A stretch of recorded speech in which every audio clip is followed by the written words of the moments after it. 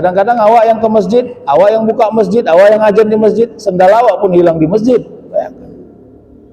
Ya, makanya ada strategi baru supaya sendal nggak hilang di masjid. Saya kasih tahu ya, taruh kanan di sana, kiri di sana. Insya Allah nggak hilang itu sendal. Ya cuma agak repot aja sedikit, asal pulang ambil satu. Tapi kan kita suka mendefinisikan ketaatan ini pada variabel yang sifatnya horizontal, bukan vertikal. Horizontal begini. Kalau saya taat, hadiahnya apa? Kalau nggak hadiahnya, malaslah ya Allah. Padahal nilai besar dari orang taat itu vertikal ke atas. Illallazina amanu wa amilus. Jadi kemampuan yakin kepada Allah secara vertikal membangun kesadaran secara sosial, sehingga akhirnya kita bangun di masjid dengan sempurna. Sebelum taklim kita mengawali doa kepada Allah, hajat yang paling utama yang tidak kita lupakan, kiranya Allah mengampuni semua dosa-dosa kita, diberikan Allah kepada kita kemudahan, perlindungan dalam setiap perjalanan hidup kita, dijauhkan Allah kita dari mara bahaya, diberikan Allah kepada kita keturunan-keturunan yang mulia dan taat kepada Allah Subhanahu wa taala, dan insya Allah kita semua adalah orang-orang yang husnul khatimah. Salawat dan salam kita hadiahkan kepada Rasulullah sallallahu alaihi wasallam. Mudah-mudahan kita tetap istiqomah menjadikan Rasulullah sebagai uswatun hasanah. Yang kami muliakan BKM, Buya kita Dr. Mendra Siswanto, dan kita semua yang hadir dari Bikers juga ini ya. Apa namanya? Bikers ya. Ya. Saya juga di Batam ada dengan komunitas Bikers ya. Di mana-mana ada. Semoga Allah memudahkan. Ada Ustadz Khairul Muhyiddin juga di sini, Ustadz kita dan kita semua. Bapak Ibu yang dirahmati Allah Subhanahu wa taala. Kalau sudah berani masuk masjid, berarti kemampuan meluruskan niat itu harus tinggi. Jadi al-umuru bimaqasidiha. Gini ya, apakah semua orang yang masuk ke kantin itu akan makan dan minum? Paham nggak? Apakah semua orang yang masuk ke kantin akan makan dan minum? Kita hitung ya, ada orang yang masuk ke kantin makan tapi nggak minum karena bawa minum sendiri. Ada yang cuma minum aja, makan nggak karena dia sudah kenyang. Ada yang cuma numpang toilet aja. Ada yang cuma numpang wifi karena di kantin wifi-nya kencang. Ada yang tebar pesona sama penjaga kantin karena cantik. Tapi semua aktivitasnya sama-sama masuk melalui pintu kantin. Tapi tujuannya berbeda. Itu dia. Jadi memang alat ukur hidup kita ini tujuan aja sebenarnya, nggak ada yang lain. Jadi innamal a'malu binniyah wa innamal likulli imrin ma nawa. Jadi kalau dalam filsafat namanya kemampuan membuat atau mengatur definisi hidup Anda mau ngapain, kira-kira gitu. Ya, ada model orang namanya kemek-kemek, tahu kemek-kemek? Tahu Bu ya Anda? Makan. Kalau bahasa Medannya cia. Ini jangan marah. Yuk ikut pengajian sana yuk. Apa kemek-kemeknya? Cuma roti. Nggak jelas itu. Di mana yang ada nasi? Sana, ayo bantu. Salahkah itu? Enggak salah. Cuma belum sempurna itu aja. Udah paten itu. Ngajak orang ke masjid, ada kemek-kemeknya udah jago itu. Kenapa? Setidaknya mampu mengajak orang datang ke masjid dengan banyak variabel. Hati-hati. Makanya saya mau ajak kita untuk mendiskusikan masjid. Ruangnya bukan hanya ruang strategik manajerial, tapi juga ruang tauhid. Makanya itu di dalam At-Taubah ayat 18 kan Allah sebut innama ya'muru masajidallah man amana billahi wal yawmil akhir wa aqamas shalah wa ataz zakah wa lam yahsya illallah. Jadi Allah sebut jangan tidak akan punya rasa takut kecuali hanya kepada directly kepada Allah. Orang yang enggak punya takut kepada apapun selain dari kepada Allah, maka kemampuan dia membangun kehidupan ini sifatnya elastis. Yang mau ditolong, ditolong tuh. Misalnya gini nih, misalnya, ini hitung-hitung nih ya. Habis sholat Jumat, keluar ada motor orang di sini, apa ya, motor Honda ya, Anda Honda orang merek Mio. Ada motor orang di depan, nggak bisa hidup, diengkol-engkol nggak hidup. Awak keluar dari masjid, sebenarnya karena kebetulan tukang bengkel ya, apa namanya, bengkel motor, udah pahamnya nih, karena orang bengkel motor ini dicium aja bau motornya udah tahu ini penyakitnya apa, kira-kira gitu kan. Tapi di engkolnya muncul alat ukur, tolong enggak ya, tolong enggak ya, kan begitu toh. Kalau ku tolong, aku capek, nanti bayarannya 2M, tahu 2M, makasih ya. Kalau dibawanya ke bengkel kan ada tarif, tolong enggak ya, hati-hati. Jadi membangun artikulasi kebaikan itu payah memang. Begitu dia tolong, selesai, 3 menit 18 detik selesai, hidup balik motor itu. Ya betul lah, bayarannya 2M, makasih. Lalu dia bilang, aduh kajol katanya. Tahu kajol? Kagak jolas ya, kagak jolas ini katanya. Bagus tadi kusuruh aja dia sorong motornya ke bengkelku depan sana, jelas dia. Nah, ayo kita ukur, yang Anda cari apa? Gini ya Bapak Ibu, kelemahan kita ini menjadi orang taat, termasuk bermasjid ini PR buat kita bersama ya. Selalu saja mencari alat ukur pada ruang-ruang yang terasa, terlihat, terdengar ya, dan terakses. Kalau nggak ada itu kita anggap nggak jelas nih hasil ya. Mana ibu-ibu jawab dulu, 500 juta atau dihapuskan semua dosa di dunia? Ayo coba jawab. Istikharah dulu, nggak apa-apa. Nanti WA 2 hari lagi ya. 500 juta atau semua dosa diampuni oleh Allah? Coba pikir-pikirkan dulu Pak. Gimana Bapak? 500 juta banyak loh segini. Payah Pak.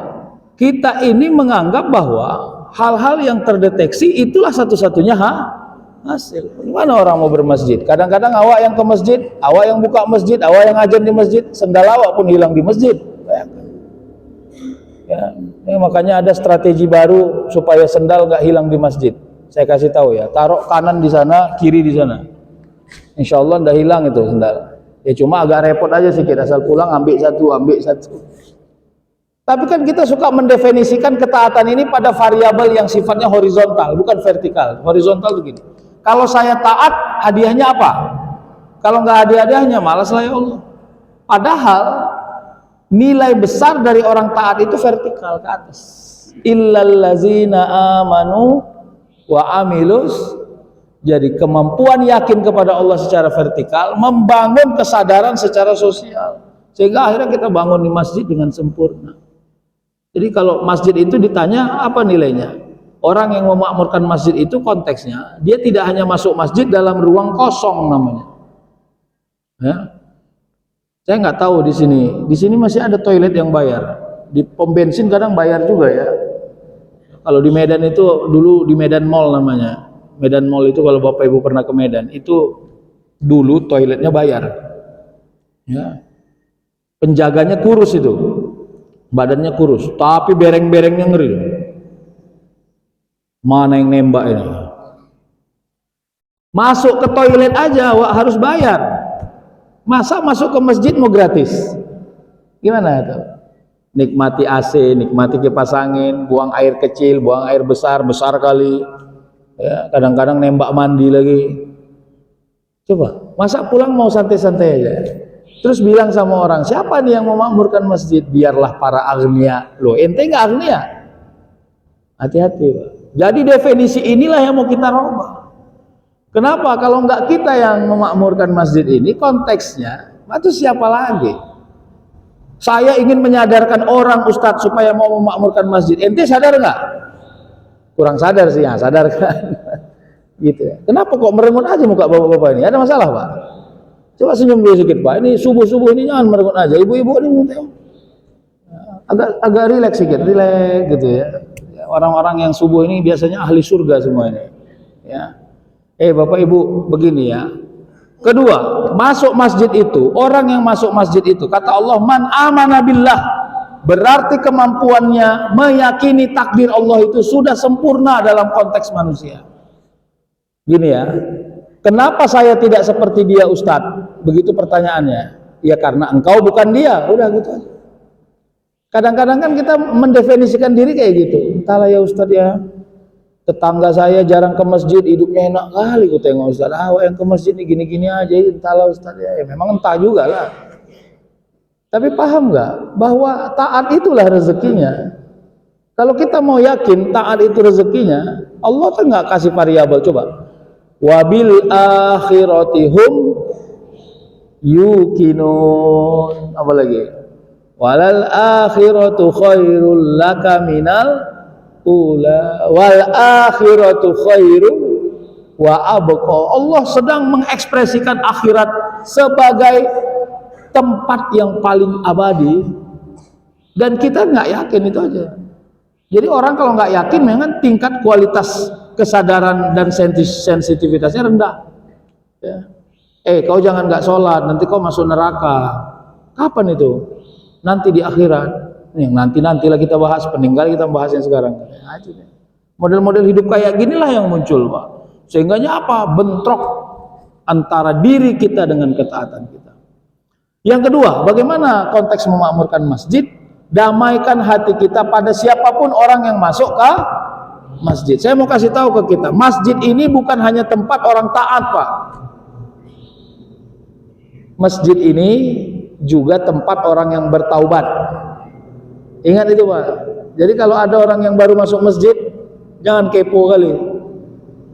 Alhamdulillah kami senang Bapak datang ke masjid. Mudah-mudahan Bapak ikut memakmurkan masjid. Kira-kira gitu ya. Amin kata Bapak itu. Teringatnya selama ini Bapak kemana ya? Kok nggak nampak di masjid? Nah ini pertanyaan yang salah. Jawabannya tuh apa? Bukan urusanmu itu. Nah, itu jawaban. Pak, kok tegang kali wajah kalian? Takut saya Pak, serius. Lapar atau apa nih sekarang? Iya, ngeri saya jadi. Kalau mau kita percepat, kita percepat, nggak ada masalah. Nah, jadi maksud saya, nggak usah diurus kemana orang selama ini. Saya bicara konteksnya. Selama nyawa masih di kandung badan, maka tidak ada yang terlambat orang datang ke. Tapi mengajak orang ke masjid menjadi dakwah yang harus kita kuatkan. Ud'u ila sabili rabbika bil hikmah wal mau'izah. Selesai. Kita lepaskan dulu sekat hedonistik. Hati-hati, kadang-kadang badan kita ini terbawa langgam namanya. Ya. Kau udah berapa tahun di masjid? Baru 2 bulan. Ini senior ini, 18 tahun. Salam, tangan, cium, cepat. Nggak usah. Selu-selu aja. Datang orang ke masjid, jaga suasananya agar dia mau betah di dalam. Jangan sentuh kemana dia selama ini. Itu ada model orangnya. Tahu kok kenapa dia ke masjid nih? Udah tumpur baru ke masjid. Dulu waktu kaya nggak mau ke masjid. Nggak usah, itu gosip namanya. Kenapa? Setan itu juga datang ke masjid loh. Hati-hati. Setan itu datang ke masjid. Jadi jangan anggap setan itu. Saya pernah dapat pertanyaan begini. Semoga pertanyaan ini menjadi hikmah bagi kita. Itu waktu saya kajian di Masjid Al-Jihad di Medan. Itu masjid besar juga itu ya. Masjid yang famous di Medan. Kajian zuhur, selesai kajian, datang ibu-ibu jumpai saya. Saya tidak fitnah, tidak gosip karena saya nggak sebut namanya ya. Saya hanya sebut case-nya. Ustadz, beri saya dulu masukan, nasihat. Apa itu? Saya ini perempuan yang alhamdulillahnya selalu ke masjid, terutama pada 3 waktu, subuh, maghrib, isya, kira-kira begitu ya. Bagus saya bilang. Tapi Ustadz, ini saya nggak bohong-bohong nih katanya. Saya 2 bulan belakangan ini kok hati saya aneh Ustadz. Saya asal ke masjid itu kok cariin imam masjid kami gitu. Nah, saya kan bingung ini kasusnya apa ini kira-kira kan gitu. Ada apa rupanya Bu? Ya saya jujur ya Ustadz, ini sebagai manusia biasa katanya. Imam masjid kami itu orangnya ganteng, bagus bacaannya. Ya, saya kok kecarian gitu Ustadz. Kok saya merindui imam itu katanya. Mak, bingung lah saya kan Pak. Dalam ini Pak, dalam hati saya.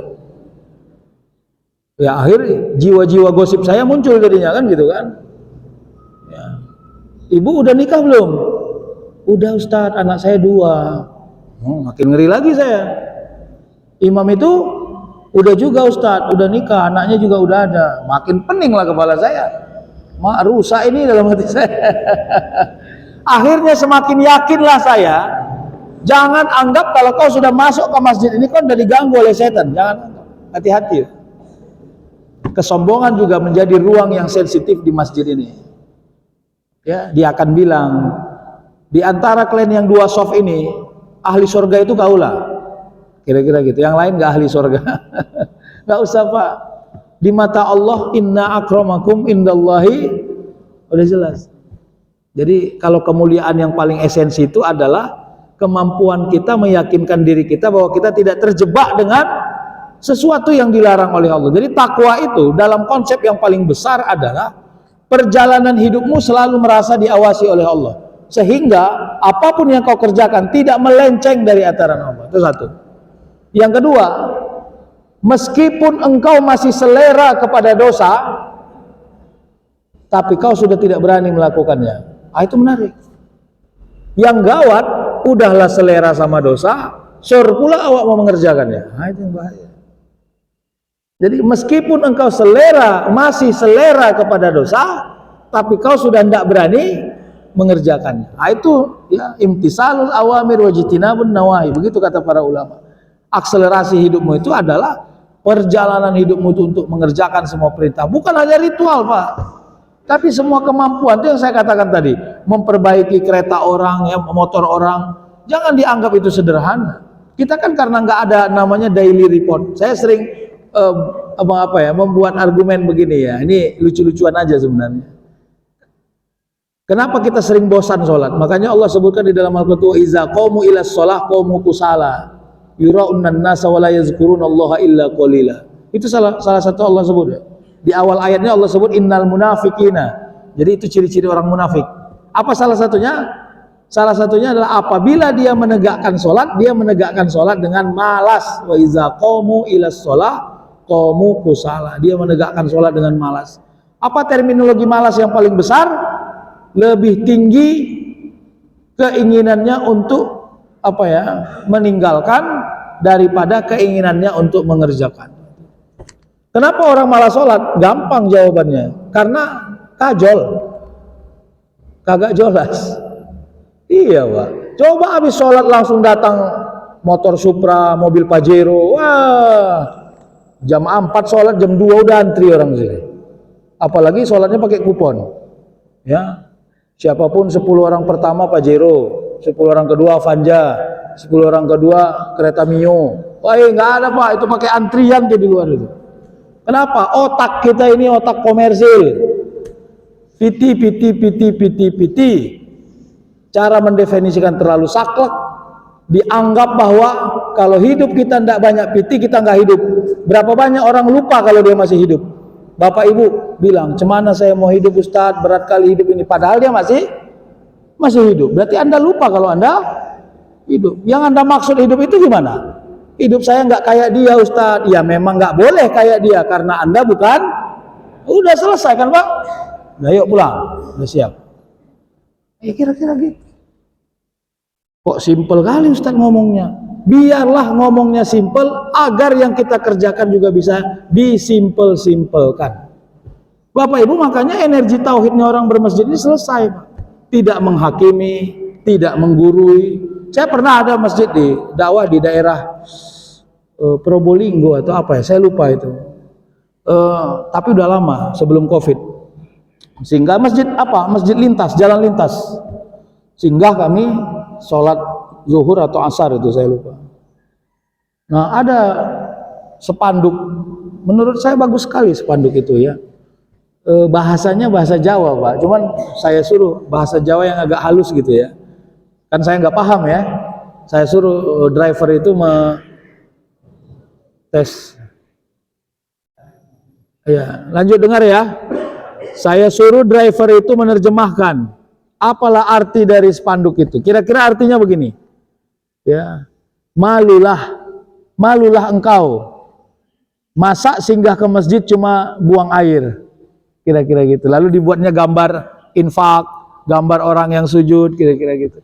Tapi pakai senyum, apa namanya, emotion senyum itu yang di WA itu.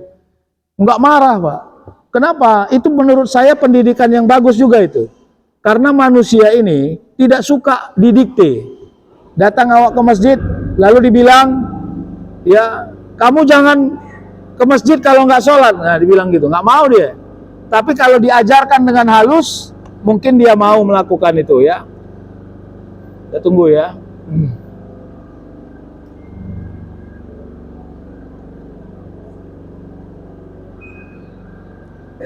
Tes ya. Nah, inilah menurut saya. Jadi strateginya harus diatur aja, Pak. Diatur aja strateginya. Karena menasehati dengan lisan, kadang-kadang orang nggak tertarik mendengarnya. Apalagi orang bilang, rupanya alim kali kok rupanya, kok nasihat-nasihati aku. Nah, ini yang kadang-kadang menjadi bentuk. Tapi kalau dibuat spanduk gitu ya, ya mungkin orang yang singgah terbacanya, walaupun dia datang ke masjid tidak melaksanakan sholat tahiyatul masjid, setidaknya dia infak, setidaknya dia sedekah. Kenapa? Ada bacaan yang mengajak dirinya untuk melakukan sesuatu yang baik. Nah, pernah lagi, Pak, ini masjid, tapi ini saya juga maklum ini. Bagaimana keadaannya? Waktu itu saya diminta menjadi saksi nikah oleh seseorang. Habis selesai, sudah nggak jauh dari zuhur, saya singgah di masjid mau sholat zuhur. Ya karena masih agak setengah jam lebih lagi, saya di mobil aja itu. Terus masuk tidak lama 2 angkot. Angkot tahu ya? Mobil angkutan itu ya. Yang bawa ibu-ibu pengajian. Ibu-ibu pengajian, karena di Medan itu selalu ibu-ibu pengajian tuh kalau diundang tuh biasanya pakai angkot gitu ya. Singgahlah di masjid itu, turun, lalu mungkin tidak mereka baca, ada bacaan di bawah batas alas kaki gitu ya, mungkin karena sudah kabur. Tahu lah model mama-mama, selebor aja tuh, selebor, taruh di sana, taruh di sini. Tidak lama datang pengurus masjidnya. Ya, seperti setengah berlari dia. Oh, mobil saya pas ngadap depan gini nampak dengan jelas. Terus untungnya saya nggak kasih kamera video gitu ya. Apa yang terjadi? Terjadilah sendal dan sepatu yang berterbangan, Pak. Lalu dia merepet. Pakai sikit. Udah jelas ada bacaan di sini, jadi marah gitu ya. Capek kami ini bersihkan masjid. Merepet ya, Pak. Saya akhirnya buka kaca untuk dengar gitu kan ya. Jadi akhirnya saya mencoba melihat dua sisi yang seimbang. Satu, sisi pengurus masjid yang kadang-kadang kita salah arti. Mereka pun capek mengurusi masjid, kita harus paham juga itu. Jadi mereka buat aturan untuk mengatur masjid ini, kadang-kadang kita layas, tahu layas ya, sepele. Dan menurut saya wajar sih dia marah, cuma memang tingkat model marahnya aja yang ngeri gitu ya. Wah, di situ terbang semua selepak, berterbangan sepatu itu. Nah yang kedua, ini yang saya kasih tahu, kalau masjid kita di pinggir jalan, memang salah satu rezekinya musafir. Itu harus kita pahami, mau nggak mau itu memang. Dan model musafir ini beda-beda memang, beda-beda. Jadi ya itu tadi, ya karena masjid beliau itu mereka itu di pinggir jalan, ya mungkin kerelaan menerima musafir sebagai salah satu rezeki yang datang kepada, tahulah model musafir, ya buang air kadang-kadang tidak begitu sempurna, ya datang taruh sendalnya nggak begitu sempurna, ya begitu ya. Nah Bapak Ibu, itulah yang mau di-manage dalam perjalanan hidup kita ini. Kenapa? Konsekuensinya adalah membuat orang tetap betah berada di masjid. Ya. Makanya bagaimana puncak kejayaan kehidupan ini? Kalau masjid menjadi salah satu akselerasi, memberikan ruang yang paling besar kepada banyak orang supaya ada di masjid. Ya. Bagaimana salah satu nilainya? Yaitu tadi saya bilang, bukan hanya tempat orang yang taat, tapi masjid juga tempat orang yang bertaubat. Begitu masuk yang bertato di masjid, kita pun nengoknya nggak usah Pak, biasa aja lah. Udah paten itu dia ke masjid, udah paten kali itu dia ke masjid. Saya kalau di masjid sana, saya bilang itu, abang Gojek kalau datang ke masjid, biarkan, saya bilang. Daripada singgah dari pinggir-pinggir jalan itu, bayangkan, kalau di masjid setidaknya dengar azan malu dia kalau dia nggak ikut sholat, datang dia ke masjid. Ya, Ustadz saya pening loh nih Ustadz, itu kalau beberapa BKM ngeluh. Kalau udah hari Jumat, baru rame kali jamaah Ustadz, tukang-tukang beca itu pun datang, cuma mau ambil kemek-kemeknya aja Ustadz. Ini harus kita luruskan Ustadz, nggak ada. Otakmu aja yang harus diluruskan, saya bilang. Ya, yang jelas duit kemek-kemeknya bukan duitmu, saya bilang. Kok kau pula yang pening? Ya, itu kan duit orang yang datang. Mendidiknya wajib, saya bilang. Tapi kalau mau diluruskan konteksnya apa? Ya, sekarang mengajak orang datang ke masjid aja repot. Begitu dia datang, kita repot juga. Terus gimana? Yang maunya apa? Mau mendatangi atau mau mengusir sekarang? Hati-hati Pak. Iya Ustadz, niatnya cuma makan aja Ustadz, nggak apa-apa, udah beres itu. Ya, ada lagi orang Ustadz numpang pipis di masjid Ustadz, entahlah Ustadz ya, nggak apa-apa, daripada dia pipis pinggir jalan, dia nggak bersuci, tetap dia berhadas kecil, baguslah dia masuk kemari istinja dia selesai. Maksud saya itu yang kita buka ruangnya Pak, supaya banyak orang yang melihat masjid, frame-nya bukan hanya ritual, frame-nya bukan hanya sholat Pak. Frame-nya bisa melindungi diri, istirahat, nggak ada masalah Pak. Yang penting memang kalau tidur hati-hati juga tuh ngencesnya. Ya, kalau dia tidur ngences itu bisa berefek kepada orang yang sholat, kira-kira kan begitu. Tapi kalau sekedar istirahat, menurut saya sender-sender silakan saja. Kenapa? Ya, ini disebut sebagai nilai sosial yang punya alat ukur keimanan yang besar. Apa kira-kira manfaat orang yang datang ke masjid? Satu, setidaknya selama dia datang ke masjid, terhindar dia dari fi maksiatil khalq, namanya itu, untuk menciderai dirinya dari keingkaran kepada Allah. Hati-hati Pak. Jadi ada istilah begini, jika di tempat ramai engkau taat dan di tempat sunyi engkau ingkar, maka seringlah berada dalam keramaian. Ya, ada model orang kalau di rumah dia sholat, begitu dengar ngaji-ngaji zuhur baru dia sholat, ngaji-ngaji asar baru dia sholat zuhur. Bayangkan itu. Begitu dia salam, assalamualaikum warahmatullahi, assalamualaikum warahmatullahi, azan langsung asar. Kenapa? Biar nggak dua kali berwudu katanya. Ada model orang kayak gitu. Tapi kalau dia datang ke masjid, semua sholat sunnah mau dikerjainya. Saya ini Ustadz, jujur lah Ustadz ya, kalau di masjid, enak kali menurut saya. Di rumah ini yang payah. Nah kalau gitu sering-seringlah ke, udah. Jadi memang masjid ini tempat membelajarkan diri, bukan berarti tempat orang yang taat, enggak juga itu. Kenapa ente ke masjid? Saya ini Ustadz jujur ya, kalau nggak ke masjid saya, waduh, hancur-hancuran iman saya. Tes. Udah hidup lampu ya Pak? Belum ya?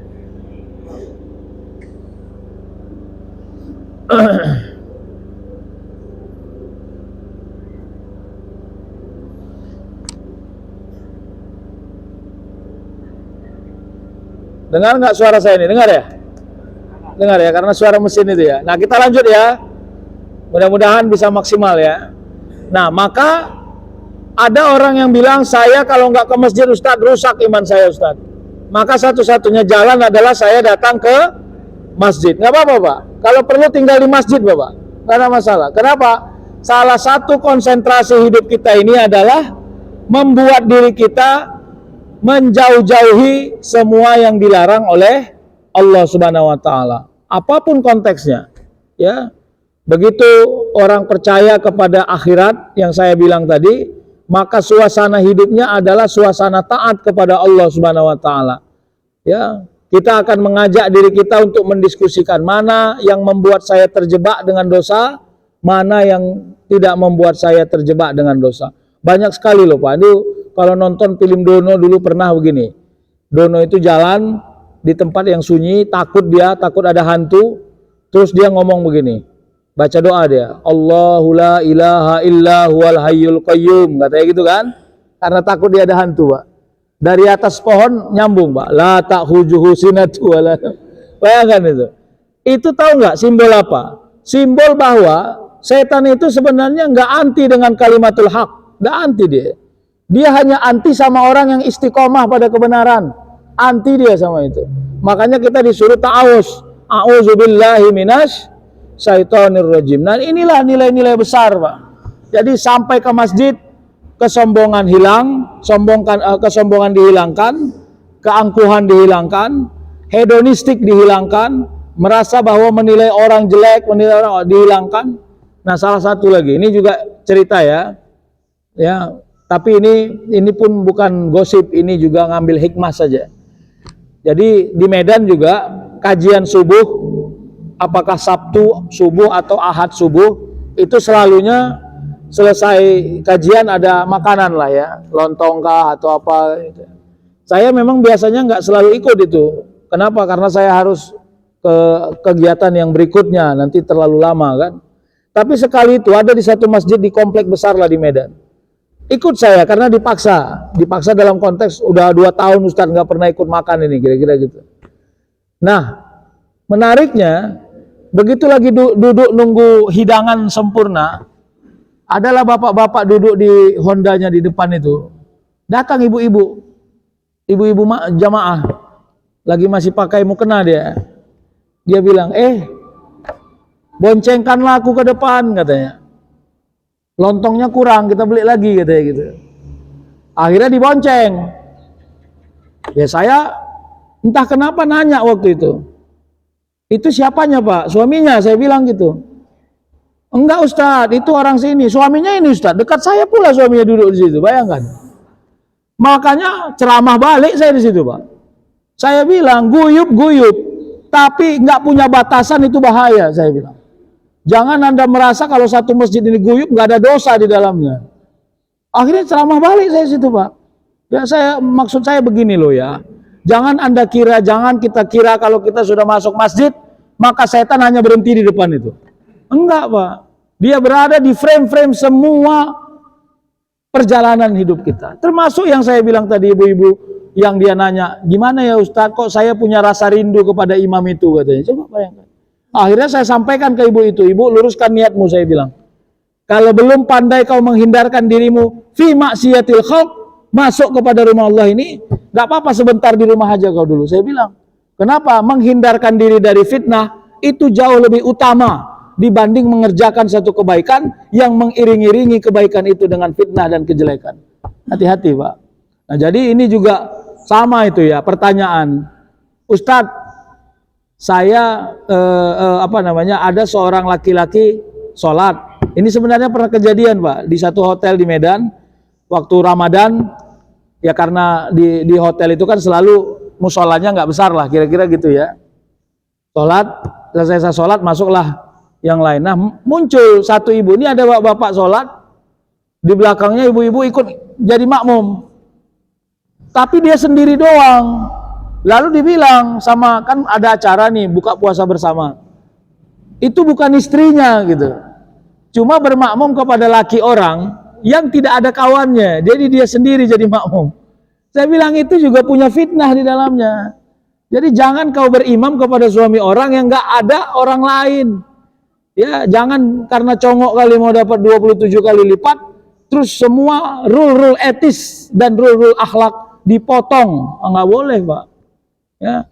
Nah kalau engkau memang mau berimam kepada itu laki-laki, ajak perempuan yang lain supaya tidak ada iya begitu Pak. Jadi kadang-kadang inilah yang membuat kita menurut saya terjebak dengan sesuatu yang tidak sempurna dalam perjalanan hidup.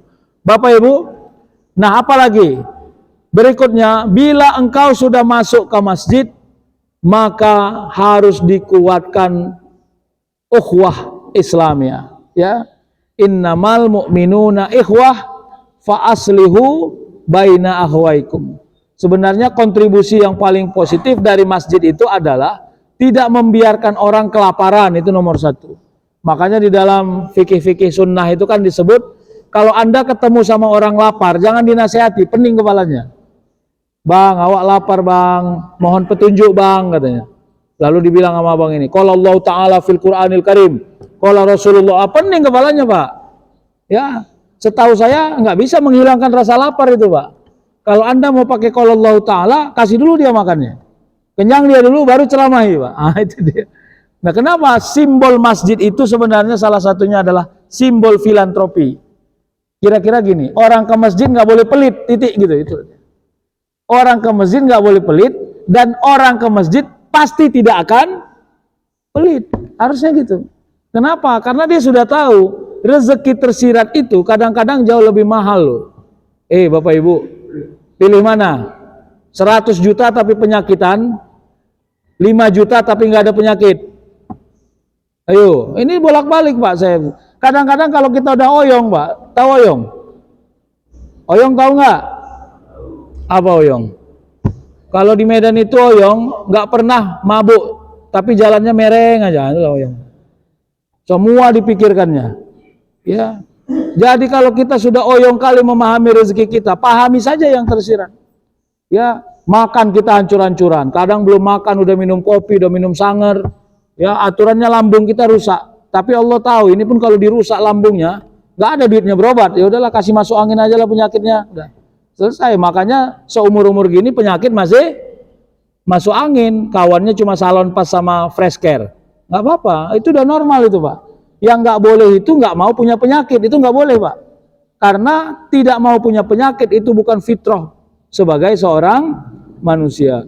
Nah pahamlah secara tauhid itu Pak. Orang yang muda pada waktunya akan tua, itu fitrah. Orang yang banyak harta pada waktunya akan mulai mengering, mengecil hartanya, itu fitrah. Jadi yang fitrah jangan pernah kita delete dari dalam diri kita. Tinggal kita mengatasi aja. Allah kan sebut dalam Al-Quran itu ya, walanabluwannakum bisyai'im minal khaufi wal ju'i wa naqsim minal amwali wal anfusi was samarat wa basyiris sabirin. Kalau mau disambung ayatnya itu, allazina iza asabathum musibah qalu inna lillahi wa inna ilaihi. Jadi sebenarnya inna lillahi wa inna ilaihi rajiun itu konteksnya pada ayat sebelumnya, bukan pada kematian sebenarnya. Jadi lucu aja sebenarnya kalau kita orang mati bilangnya inna lillahi, sebenarnya lucu sih sebenarnya. Tapi maklum saja, udah bagus itu. Kenapa? Orang Indonesia nggak siap kalau sakit dibilang inna lillahi, dibilangnya doain gitu ya. Mohon doa ya si anu sakit. Inna lillahi wa inna ilaihi rajiun. Kok doakan mati dia ya katanya. Itu kan paham awam kita yang terlalu jelek ya. Innalillahi itu konteksnya apa ya? Ayat tadi walanabluwannakum bisyai'im minal khauf. Kata Allah, ada beberapa hal yang kau tidak akan pernah hilang dari dirimu sebagai ujian. Apa itu? Khauf, rasa takut. Kepada apa manusia takut? Kepada sesuatu yang belum terjadi. Takut kepada masa depan. Takut miskin, takut mati, kira-kira gitu ya. Yang kedua, rasa lapar. Jadi lapar itu dibuat Allah sebagai simbol ujian yang berat. Berapa banyak orang gara-gara lapar itu membunuh, mencuri. Makanya saran saya Bapak Ibu, belajarlah ilmu tahan lapar supaya tidak jadi orang jahat. Hati-hati Pak ya. Itu kalau mau didefinisikan dalam pidana Islam itu di jinayah, semua kejahatan di muka bumi ini asal mulanya adalah sombong. Makanya sombong itu sifat seton. Wala tamshi fil ardi maroha. Jangan kau berjalan di muka bumi ini dalam keadaan sombong. Pembunuh itu sombong. Kenapa pembunuh sombong? Karena dia tidak mengakui hak hidup orang lain. Kalau dia mengakui hak hidup orang lain, pasti dia tidak akan membunuh. Pencuri itu sombong. Kenapa pencuri sombong? Karena dia tidak mengakui harta orang lain. Jadi sombong semua Pak. Makanya masjid ini adalah simbol meretas kesombongan. Ya, kalau mau ditanya apa keuntungan orang bermasjid fi yaumil akhir, udah gitu aja. Kalau Anda nggak yakin, lihat nanti ya. Allah kan sebut begitu masuk di hari akhirat, manusia ini bicaranya nafsi nafsi. Yauma la tamliku nafsun li nafsin syai'a wal amru yauma idzil lillah. Begitu kata Allah. Pada ayat sebelumnya Allah sebut wa ma adraka ma yaumuddin summa ma adraka ma yaumuddin. Apakah itu hari pembalasan? Sekali lagi ditanya Allah, apa itu hari pembalasan? Pada hari itu kata Allah, tidak ada orang yang bisa menolong orang lain karena semua orang sibuk mengurusi dirinya. Wal amru yauma idzil lillah, karena semua keputusan hanya ada pada Allah Subhanahu wa taala. Jadi udah, makanya kalau ditanya, apa keuntungan jadi orang taat? Jawabannya sangat manusiawi. Kalau Anda sayang diri Anda, pasti Anda taat. Karena begitu engkau masuk yaumil hisab, anakmu pun nggak bisa nolong. Suamimu apalagi, binimu apalagi, udah selesai Pak. Gitu aja sebenarnya logikanya. Ya, kalaupun doa anak yang soleh itu, konteksnya bukan menolong yang primer Pak, menolong yang tertier. Kalau bapak ibu nggak sholat, sekencang apapun doa anak, nggak jebol itu Pak. Mana jebol? Makanya Allah sebut masalakakum fi sakor, qalu lam nakum minal musallin. Siapakah itu penghuni neraka sakor? Dialah orang yang nggak pernah mau mengerjakan sholat. Jelas. Jadi definisinya sudah jelas. Nah maka inilah kekuatan kita membangun kejayaan masjid. Kalau sudah orang Islam bersatu, ya masjid ini menjadi simbol kesejahteraan. Ya Bapak Ibu, perhatikan orang-orang yang fakir, yang duafa di sekitar-sekitar, itulah prioritas. Ya saya juga secara etis kurang pas. Di Medan itu pernah saya ditanya begini, Ustadz, cemanalah kami nggak enak hati sama masjid. Ya, begitu ada pembagian sembako kepada orang fakir miskin, kira-kira gitu, yang dicari yang dari luar kampung. Orang yang pinggir-pinggir masjid nggak dikasih, kira-kira. Saya marahi juga ibu itu. Itulah makanya kan ke masjid, saya bilang. Penting lah, kalau mau pembagian baru datang kalian. Macam kalian aja yang paling miskin di muka bumi ini, saya bilang gitu.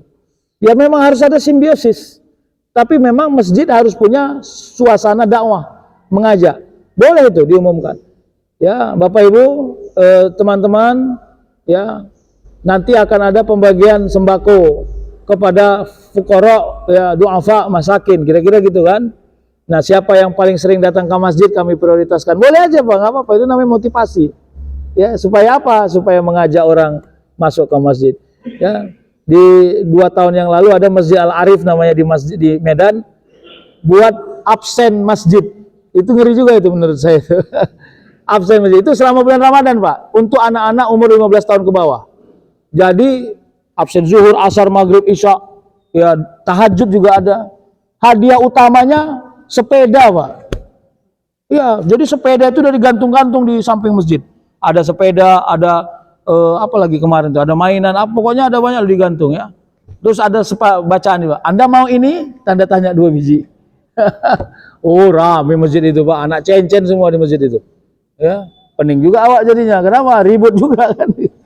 Tapi memang banyak jalan ya, banyak jalan untuk memotivasi kita berada di masjid. Nah, sedikit lagi ya Bapak Ibu. Maka bagaimana membangun kejayaan? Saya mau bilang begini, jangan pisahkan orang dengan masjid. Udah, itu usaha kita yang paling besar. Nah, sama kayak anak-anak juga problem. Di Medan juga itu problem ya. Ya, anak-anak ditaruh di dalam, kerjanya main apa? Main WCW itu, WCW, main gulat, ya. Kalau nggak di dalam dibilang nanti ngusir anak-anak, kira-kira gitu ya. Saya cuma mau bilang begini, ditata dengan sempurna, tapi jangan dipisahkan anak-anak dengan masjid. Udah itu aja Pak. Karena secara futuristik, kalau anak-anak kita sudah punya gap dengan masjid, khawatirnya masjid hanya bisa dirawat secara fisik, tapi tidak bisa dirawat secara fungsi. Nah, ini yang bahaya ini sebenarnya ya. Makanya etiknya harus kita ajari. Nah ditanya, Ustadz anak-anak ini kalau ada Ustadz nggak mau dia dengar Ustadz. Memang anak-anak kerjanya bukan dengar Ustadz. Ya, jadi kita salah paham Pak. Kita selalu menganggap anak-anak dulu sama anak-anak sekarang sama dengan anak-anak dulu. Makanya akselerasinya dirubah. Ya, Ya, sama itu remaja masjid, kenapa tidak aktif? Ya, orang kerjaannya monoton. Ya, sebulan sekali datang ustadz suruh dengar ceramah. Ya dia main game, mana pula dengar ceramah? Ya, apalagi model ustadznya cuma pakai qala Allah taala fil Qur'anil Karim. Tidak mampu membangun akselerasi. Saya bukan ngejek ustadz ini. Saya mau katakan betapa banyak remaja masjid yang sudah mulai kehilangan ghirah. Kenapa? Karena tingkat mengekspresikan kegiatan sudah masih sangat kaku ya. Nah, maka apa yang mau kita lakukan? Kasih mereka kegiatan tuh di daerah Aceh ya kalau saya nggak silap itu. Ada model masjid tuh anak remaja masjidnya disuruh untuk membranding masjid. Dibuat videonya. Oh, jadi remaja masjid itu dibuat sebagai bagian dari BKM, sebagai kasubdit gitu kira-kira. Kasubdit bidang artistik. Ya, kira-kira gitu. Jadi mereka membranding, senang mereka karena memang dunia-dunia begitu memang dunia-dunia mereka. Sambil nanti pelan-pelan diberi dakwah kepada mereka. Nah, Bapak Ibu, itulah yang bisa saya sampaikan ya. Ya, Bapak Ibu nggak lihat muka saya pun samar-samar lihat muka Bapak Ibu. Tapi Bapak Ibu masih senang mendengar suara saya, alhamdulillah. Saya senang berada di masjid ini. Terima kasih kepada kita semua ya. Kepada Buya kita juga kami terima kasih. Tadi malam kami di rumah beliau diberi tinggal di sana, alhamdulillah. Saya doakan Bapak sehat selalu, Buya sehat selalu. Dan kita semua, teman-teman bikers juga diberi keistiqomahan, ibu-ibu juga diberi kemuliaan dan keistiqomahan. Semoga Allah selalu memberi perlindungan kepada kita semua. Fa'tabiru ya ulil albab. Wassalamualaikum warahmatullahi wabarakatuh.